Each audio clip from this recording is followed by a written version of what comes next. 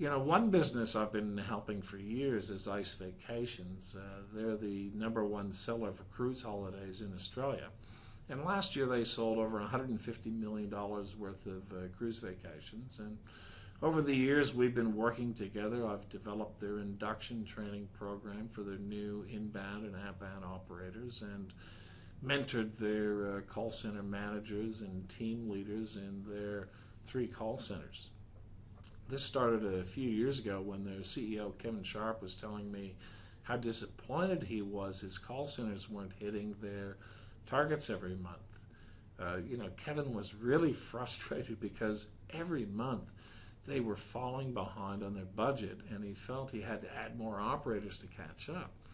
But this was just adding more staffing and overhead costs without increasing profitability.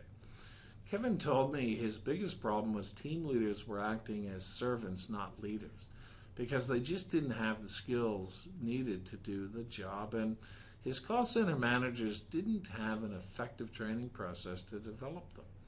And like the rest of us, when they needed a team leader, most times they promoted really good operators as a team leader, but usually had to replace them after a few months and lost a lot of really good operators as well. What Kevin wanted was a solid program his call center managers could follow to develop team leaders with the skills they needed to be confident about leading their teams to hit their targets every month. Sounds pretty familiar, doesn't it? Well, bet you can relate to Kevin's disappointment and frustration, can't you?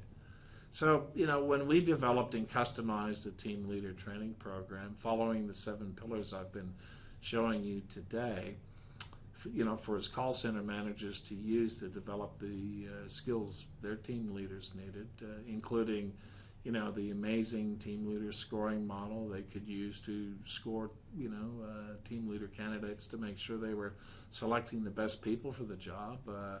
We developed a weekly schedule template team leaders would use to make sure all their key activities like coaching or training and providing corrective feedback were covered every week.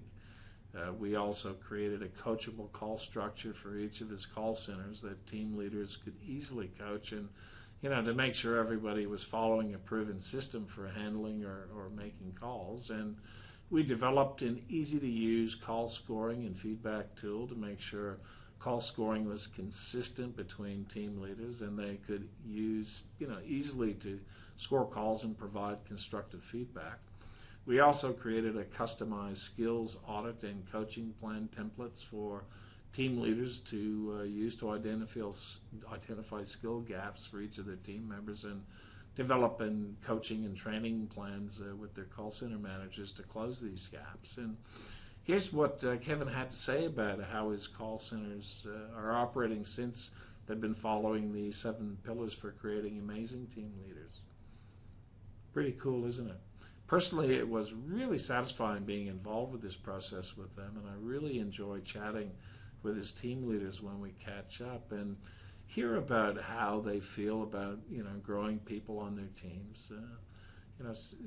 Some of you are probably thinking, yeah, well, that's fine if you're a large company with lots of team leaders to work with, but, we're only a small operation, and that's a little too much work for us. Well, if that's what some of you are saying, let me tell you, it doesn't matter how many team leaders you have or how many people are in a team. What matters most is how productive your team members are each and every week. Productivity and profit in call centers are measured hourly, and it doesn't matter how big you are.